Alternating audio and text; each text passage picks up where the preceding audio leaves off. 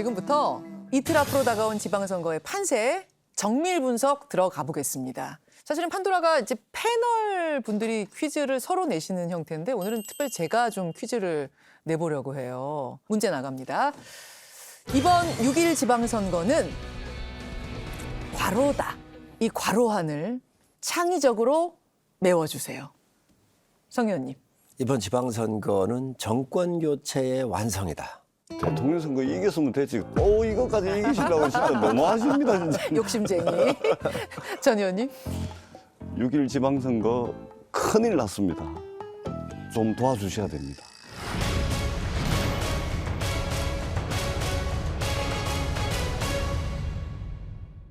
제발 윤석열 정부가 거대 야당의 무리한 발목 잡기를 뚫고 원 없이 일할 수 있도록 도와주십시오. 어떻게 대한민국 안보를 국방을 책임진단 말입니까? 윤석열 정부 이대로 놔두면 안 되겠습니다.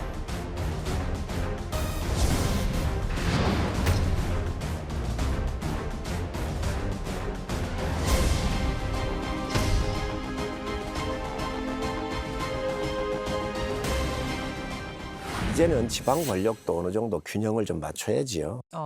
어느 한쪽으로 쏠리는 것은 여든 야든 굉장히 불행한 사태가 옵니다. 지난 지방선거에서 민주당이 14석 차지했거든요, 광역단체. 17 중에 14석. 그거 너무 과했다고 생각하시는 거예요? 그러면요. 그러면 이번에 국민의힘 14석 이렇게 가지면 안 됩니까? 저는 국민들께서 균형을 맞추실 것 같은데 이 정권의 초기이기 때문에 대통령에 대한 인기가 좀 좋고 정당 지지율이 높습니다. 그러다 보니까 4년 전에 했었던 것처럼 큰 차이는 안 나겠지만 어쨌든 상당히 우호적 분위기에 있는 것만은 틀림이 없다라고 보여집니다. 객관적으로는 우리 성일종 의장님 말씀 맞습니다. 객관적으로 민주당이 쉽지 않은 상황이고 특히 이제 큰 선거를 져버렸잖아요.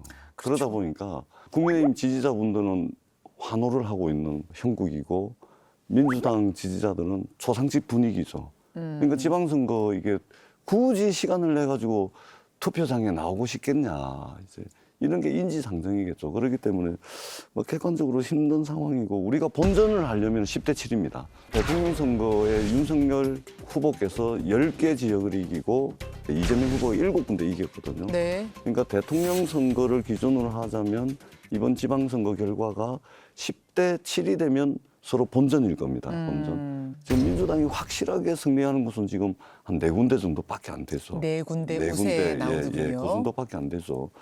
그렇기 때문에 객관적으로 상당히 어려운 상황이고 지금 이제 박지현 위원장하고 우리 당내부에 좀 말들이 많잖아요. 네. 이것이 지방선거 끝나면은 저희들에게 닥칠 문제인데 조금 일찍 터진 거거든요.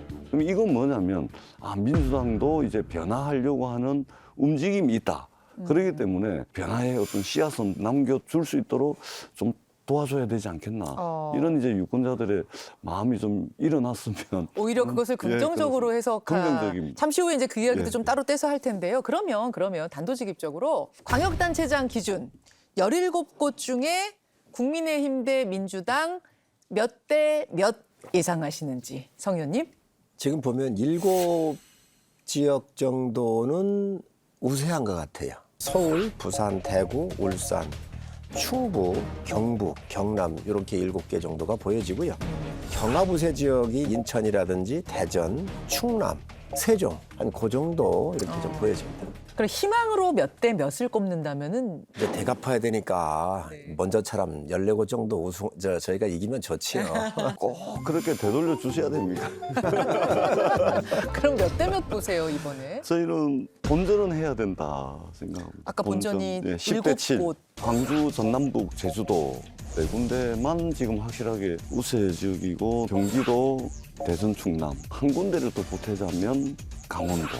강원도, 예. 이광재, 김진태 두 그렇습니다. 후보가 예. 붙은 거기도 왜냐면 2010년도에 이광재 후보가 강원도지사가 될 때 예. 그때 이계진 후보와 대결을 했었거든요.